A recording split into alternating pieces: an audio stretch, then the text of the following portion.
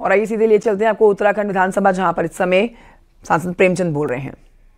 तो सुधारिए, जैसे आप लोगों ने गलतियां की थी वो हम सुधार रहे हैं। आप कर रहे हो, हम सुधारेंगे। अभी आप कर रहे हो, हम सुधारेंगे। उसके बाद जब पत्रकार पूछते हैं कि आपको क्या अंतर नजर आ रहा है, तो माननीय अध्यक्ष जी मेरे मुंह से पता नहीं क्यों और कैसे निकल गया कि पहले हम भगवान श्री राम का नाम लेते थे तो पुलिस गट्टा पकड़ के जेल में डालती थी, आज भगवान श्री राम का नाम लेते हैं तो सम्मान किया जाता है। मतलब ये अंतर दिखाई दे रहा है। आज जय श्री राम बोलना, जो कल तक यानी कुछ समय पहले तक भगवान श्री राम को लोग काल्पनिक कहते थे, भगवान श्री राम के मंदिर के नाम पे जब सुप्रीम कोर्ट में सुनवाई होती थी, हमारे साथी जानते होंगे, बड़े बड़े वकीलों की फौज खड़ी कर दी गई कि भगवान श्री राम का मंदिर नहीं बनना चाहिए। माननीय अध्यक्षा जी, राजीव गांधी जी और पीवी नरसिम्हा राव के समय ये चलो जय सिया राम, जय सिया राम, जय सिया राम। बहुत अच्छा है, चलो आज स्वीकार तो कर रहे हैं। जय सिया राम, सीता माता को भी याद करिए। सबसे पहले जय सिया राम ही लिखते हैं।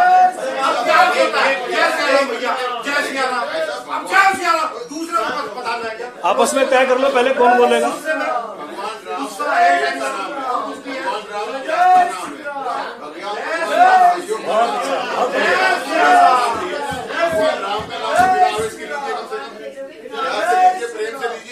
प्रेम से लीजिए ना, हम तो कह रहे हैं प्रेम से ले रहे हैं हम। माननीय मंत्री जी, हम आए थे।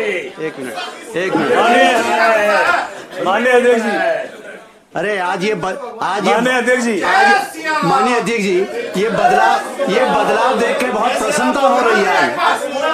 ये बदलाव देख के बहुत प्रसन्नता हो रही है। माननीय अध्यक्ष जी, घरों में पूजा अर्चना नहीं होती है क्या? बदलाव क्या पूजा अर्चना घरों में क्या? ये बदलाव श्री राम की पूजा नहीं होती क्या? हमने जब से पैदा हुआ हमने देखा है कि भगवान पुरुषोत्तम जो है रामचंद्र जी का हमेशा जो है वो उसका दिव्य और भव्य जो है आयोजन होता है, तो रामलीला के नाम पर हम लोग मनाते हैं, ये कोई वो नहीं।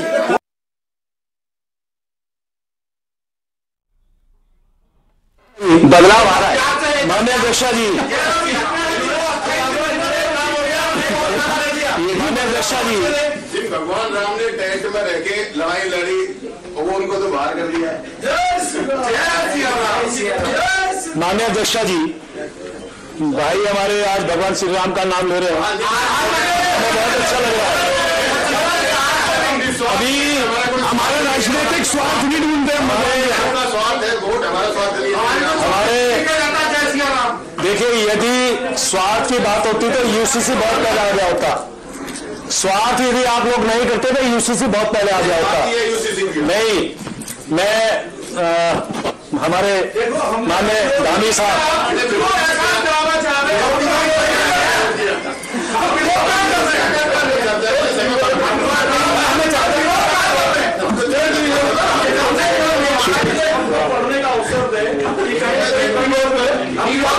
तो प्राण हमारे ऊपर प्रश्न चिन्ह लगाने के लिए भगवान का विरोध कर रहे, तभी तो प्राण प्रतिष्ठा के कार्यक्रमों में बाइकआउट नहीं किया आप लोगों ने। आज वहाँ पे जो है आप बीजेपी के विधायक नहीं, आप पूरे प्रदेश के जो है संसदीय कार्य मंत्री, उस भाव से बोलिए। जब कोई विरोध करेगा तब जवाब दीजिए। माननीय अध्यक्षा जी, हमको छेड़ने की कोशिश कर रहे हैं। माननीय अध्यक्षा जी, माननीय अध्यक्षा जी, कुछ दिन पहले हम लोग चूंकि मूल रूप से राष्ट्रीय स्वयंसेवक संघ के स्वयंसेवक रहे और आरएसएस जिसे बोलते हैं, उसका एक मूल जो भाव है देश के अंदर इस संस्कृति को लाना है। 1925 से लेकर लगातार हम एक ही बात करते थे कि सनातनी परंपरा वापस आनी चाहिए जो पिछले 75 सालों में नष्ट हुई। और माननीय अध्यक्षा जी, पिछले दिनों जब वो आए तो मैंने उनसे एक ही बात कही, उस समय माननीय प्राण प्रचारक जी को कि नाम लेना ठीक नहीं होगा। मैंने उनसे कहा कि जो राष्ट्रीय स्वयंसेवक संघ का जो भाव था वो आज इसलिए पूरा हो रहा है कि कल हम वंदे मातरम बोलते थे तो हमारी मजाक उड़ाते थे, आज सब वंदे मातरम बोलते हैं।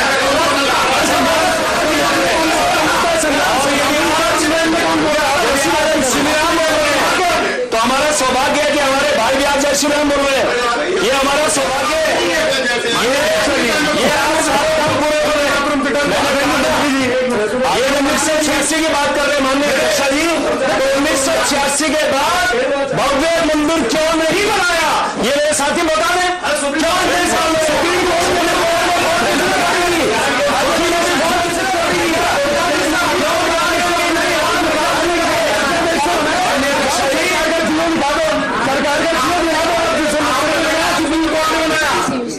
माननीय अध्यक्षा जी, जिस प्रकार से धारा 370-35 से इस देश से हटी, जिस प्रकार से 3 तलाक इस देश से खत्म हुई, जिस प्रकार से भगवान श्री राम की प्राण प्रतिष्ठा उस भव्य मंदिर में इस 22 जनवरी को हुई, ये हम सबके आंखों के सामने हमने जी ने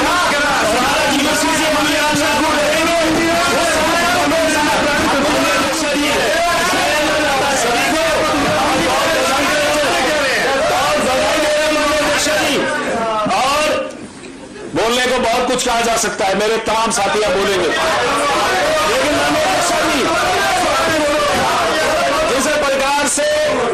जिस प्रकार से विवाह में, संपत्ति में, तलाक में, एडॉप्शन में, ये समान नागरिक संहिता में उन महिलाओं को संरक्षण मिलेगा जो संहिता यार बीच बीच में गड़बड़ हो रही है, और जिस प्रकार से जिन बहनों के साथ एक पत्नी, बहुपत्नी, ये जो अनेकों जो विसंगतियां थी, उसमें उनको वो अधिकार मिलेगा। शादी में रजिस्ट्रेशन करना अनिवार्य होगा, साथ में जो रजिस्ट्रेशन करेगा उन्हें सरकारी योजनाओं का लाभ मिलेगा। ऐसे अनेकों प्रावधान इसमें किए गए हैं, और मैं चूंकि हमारे देश के यशस्वी प्रधानमंत्री, पर्ची के बिना ही बोल रहा हूं, मैं सिर्फ एक लाइन कहना चाह रहा हूं। मुझे याद है कि माननीय देश के यशस्वी प्रधानमंत्री ने 8 फरवरी 2023 को दुष्यंत गौतम की 2 पंक्तियां कही थी, मैं वो दोहराना चाह रहा हूं।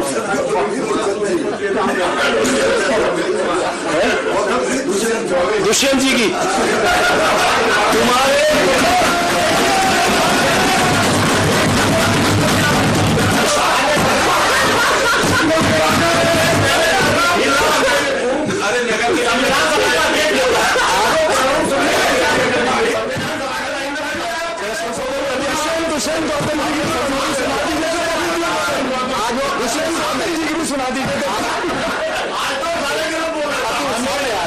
माननीय जी, जो हमारे साथी उन्हीं के लिए शायद ये पंक्तियां, तुम्हारे पांव के नीचे कोई जमीन नहीं, तुम्हारे पांव के नीचे कोई जमीन नहीं, कमाल है फिर भी तुम्हें यकीन नहीं, कमाल है फिर भी तुम्हें यकीन नहीं।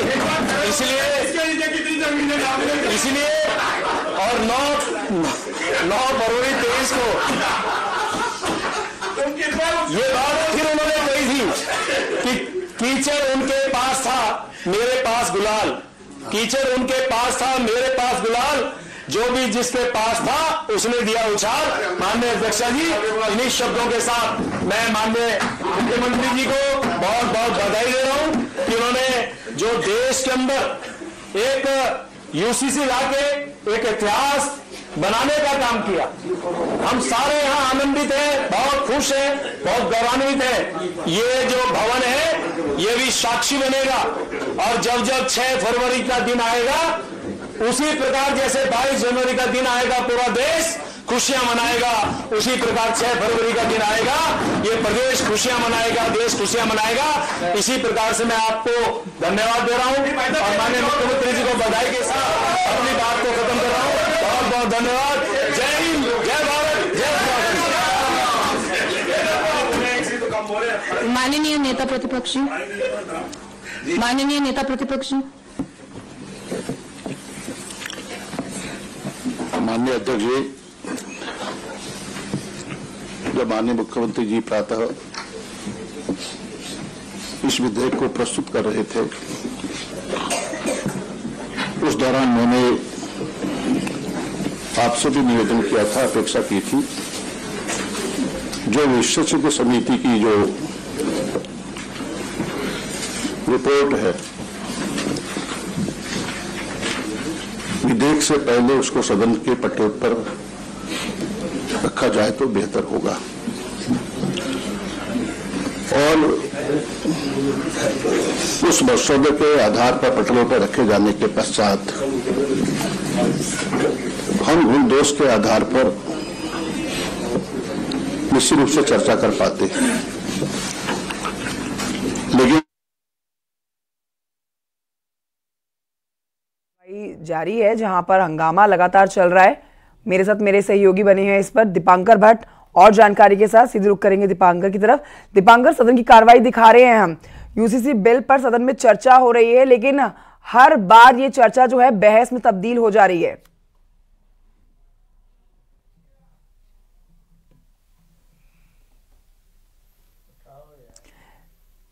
बहस में बदल जा रही है, पता चलता है कांग्रेस क्यों हंगामे के मूड में। कांग्रेस ठीक है जिस तरीके से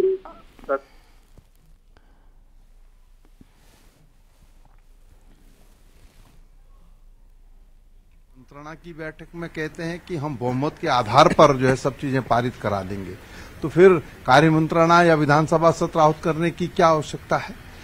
आज यूसीसी का ड्राफ्ट सदन पर पटल पर रखा है सरकार ने, 182 पृष्ठों का ये जो है दस्तावेज है, हम इसका अध्ययन करेंगे, कल कांग्रेस अपनी बात सदन के अंदर कहेगी। तो अध्ययन इतनी जल्दी हो जाएगा सर, और तमाम बातें हैं कि संप्रदाय, धर्म, जातियां, इसका विरोध, और ये भी मैसेज बनाया जा रहा है कि कांग्रेस विरोध इसका कर रही है, कांग्रेस मुसलमानों को जिस तरह समर्थन करती रही है, यहां पर कांग्रेस इस बात से भी विरोध कर रही है। कहां विरोध कर रहे हैं हमने तो विरोध इस बात का किया कि स्थगित सत्र को पुनराहुत किया गया है, तो स्थगित सत्र की जो परंपराएं होती हैं उन परंपराओं का अनुपालन किया जाए, प्रश्न प्रहर भी कराया जाए, कार्य स्थगन भी किया जाए। लेकिन नहीं, सरकार आमादा है, वो कार्य संचालन नियमावली के विपरीत आचरण करने का काम कर रही है। और इसके साथ साथ मैं कहना चाहता हूं कि विधानसभा सचिव द्वारा एक पत्र जो है तमाम विधानसभा सदस्यों को प्रेषित किया गया कि अध्यक्ष विधानसभा के निर्देश पर जो है आज 6 फरवरी को कार्य स्थगन के प्रस्ताव सुबह 8:30 से 9:30 बजे तक लिए जाएंगे। लेकिन यहाँ तो नजारा ही दूसरा है। वो तो कह रहे कि हमने जो है विशेष सत्र आहूत किया। बताएं कब आपने कहा कि हम विशेष सत्र आहूत कर रहे हैं? आपको लगता है जब संसदीय कार्य मंत्री का बहुमत हमारे पास है, पास हो जाएगा, तो फिर कांग्रेस किस स्टैंड पर रहेगी सर? नहीं, हमारा स्टैंड होगा जब हम अपनी बात कहेंगे, वो हमारा स्टैंड होगा। अगर सरकार ने इस दस्तावेज में संविधान के विपरीत आचरण किया होगा तो हम उसको कहेंगे। यदि सरकार ने जो संसद से पारित कानून है उसका अतिक्रमण करने का काम किया तो उस बात को हम कहेंगे। जो राज्य के हित में होगा उसका हम समर्थन भी करेंगे। शम्स कह रहे हैं पॉलिटिकल मुसलमान विरोध कर रहे हैं, आम मुसलमान इसका विरोध नहीं कर रहा। देखिए, शम्स जी क्या कह रहे हैं, उनकी मजबूरी है कहना।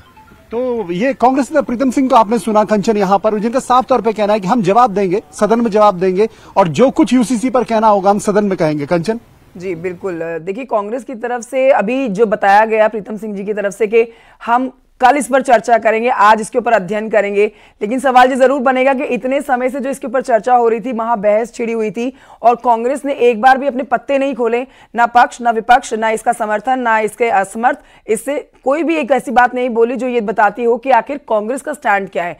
तो क्या एक दिन में ये स्थिति अब कांग्रेस के लिए पूरी हो जाएगी, मतलब अध्ययन एक दिन में हो जाएगा और कल चर्चा जो करेंगे उसमें उनका स्टैंड क्लियर हो जाएगा?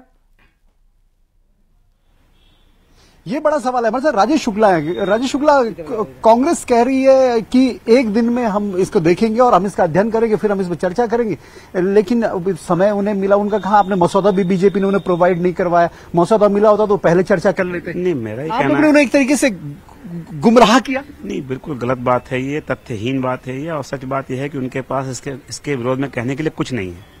तो वो केवल प्रोपेगेंडा करना चाहते हैं, केवल लोगों को मिसगाइड करना चाहते हैं। अगर वो वास्तव में सीरियस हों तो आज सदन के पटल पर रखा गया है बिल, कॉपी मिल चुकी है, लोगों को पढ़ें, और कल के बाद अगर उनको लगता है कि तैयारी पूरी नहीं है तो सदन के अध्यक्ष से अनुरोध कर सकते हैं हमें समय और दिया जाए। लेकिन आप पहले से विरोध कर रहे हैं, आपने मसौदा पढ़ा भी नहीं, आपने देखा भी नहीं, आप पहले से कह रहे हैं गलत हो रहा, गलत हो रहा, गलत हो रहा। इसका मतलब साफ साफ है कि आपके मन में यह है कि भाजपा को इसका श्रेय क्यों मिल रहा है, भाजपा इतना अच्छा काम क्यों कर रही है, कैसे इसको रोको। तो जब भी कोई शुभ कार्य होता है तो विघ्न डालने वाले भी आते ही हैं।